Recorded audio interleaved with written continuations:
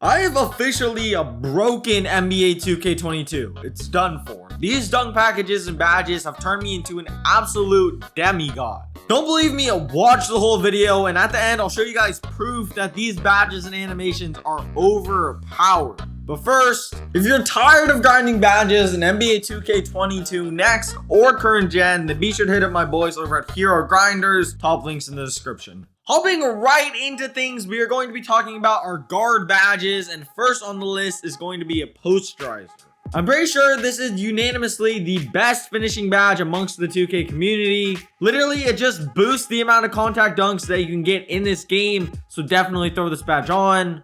Right now seems like a pretty good time to remind you guys to scroll down and drop me a like, and also subscribe to the channel so you don't miss any more bangers on the way. The second badge on today's video is going to be a slithery finisher. This allows you to avoid contact while in the paint, making it harder for you to get blocked and allowing you to get better animations. Badge number 3 is going to be limitless takeoff. This is a new badge in the game. It pretty much allows you to dunk from farther away. It gives you faster and better animations. It makes you harder to block. And plus, I'm pretty sure it also boosts your ability to get contact dunks. Onto a very situational badge, and this is going to be a giant slayer. If you are 6'4" or shorter, then this is a must-have badge. But if not, it might kind of be a luxury.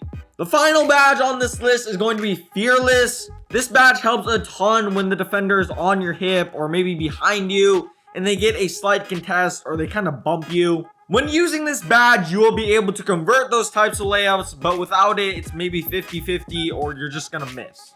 On to what badges I would recommend using if you are a big man. First is also going to be posterizer. I pretty much already explained this. It helps you get more contact dunks, so why would you not use it? Second is going to be a rise up. Basically, it's just the same thing as posterizer, but it only works for standing dunks. For this reason, this is one of the best badges for big men, but it's not a very good badge for guards. Badge number 3 is going to be fast twitch. This pretty much speeds up your standing dunk or standing layup animations a ton. This way it's way more difficult for a defender to be able to hedge and then recover. For the 4th badge on this list, we are going to be going with a Lob City finisher. As you guys know, lobs are super overpowered and they happen probably multiple times per game. So you definitely need to equip this badge. The last 2 badges is first going to be slithery finisher, and then second is going to be limitless takeoff. I already explained both of these badges. These badges are super good for guard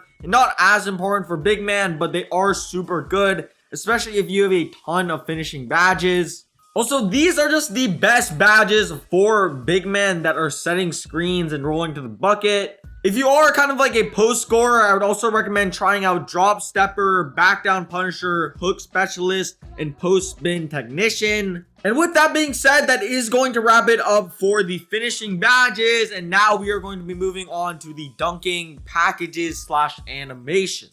So let's start things off with our 1 foot moving dunks. First, we're going to go with quick drops off of 1. This is just a really fast animation that's really difficult to block. We're also going to be using both front clutches and side clutches off of 1. These animations both look sick, but they're also really hard to block, especially the side clutches, since you almost just avoid your defender. On to tomahawk, you're going to want to go with uber athletic tomahawks off 1. This is probably my favorite normal dunk animation in this game. And then of course, you do need a baseline reverse dunk or else you just won't be able to do reverses. So of course, you're going to need baseline reverses off of 1. For the contact dunks, you're going to want to go with every contact dunk that you can get. This is just because the more contact dunk packages that you do have, the more contact dunks that will be available. And then therefore, the more contact dunks that you will get in game. For 2 foot dunks, the only 2 foot dunk I actually go with is quick drop in back scratchers off of 2. It pops up in both back scratchers and quick drop, which may look like 2 dunks, but in reality, it is only 1 dunk. I do also go with all the contact dunks again. As I said, the more contact dunk packages they do have, the more contact dunks that you will be able to get in game. Also, for the park dunks, I've gotten a lot of questions about this. I don't use any of them. The reason for this is that they're just way too flashy and way too easy to get blocked. If you do want a park dunk, pretty much just go with whatever you think looks cool. But just do know that they are super easy to get blocked. For alley-oops, I recommend going with both Pro and Elite. You need Pro so that you can be able to do those alley-oops when you don't have like a super big run-up. And you also need Elite so you can have those contact dunks when you're basically just flying towards the basket. And then for alley-oop contact dunks, of course, go with all the contact dunks that you can get. If you can get big man contact dunks, also go with those. But sadly, on this player, I can't unlock them.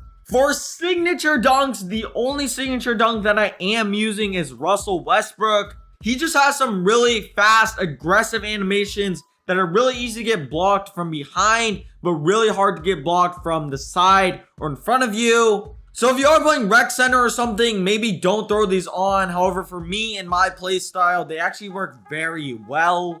You also might want to consider going with Zach LaVine. I do know a ton of people that love this dunk package. If you're a big man, I would recommend equipping Ben Simmons. This just gives you some really glitchy animations, and all the comp big men are using this package. You could also go with Draymond Green. I know a lot of comp big men that are using this. It's kind of just like Ben Simmons, but a little bit different. So maybe equip both of them or just one or the other if you are a big. On to standing dunks. For regular standing dunks, I recommend going with 1 and 2. This way you can have the 2 hands for safety dunks, and you can also have that 1 hand dunk in case someone's coming from the left or the right of you. For rim pulls, I recommend going with Elite and Pro. They both have some really good animations, which is why I recommend equipping both of them.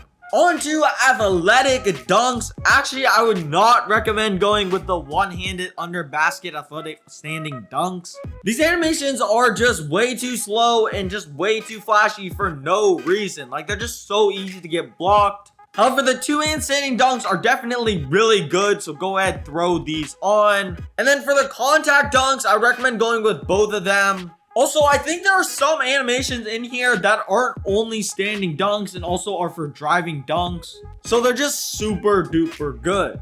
Really quickly, let me just go ahead and give you guys some proof that these are the best badges and best animations for dunking in this game. As you guys can see, the game starts up and my guy's just sitting in the paint like a bozo. Rather than just shooting the wide open shot, I decided to prove to you guys how confident I am that I can consistently catch contact dunks in this game. You guys might think this is a stupid idea since this dude low-key looks kind of big.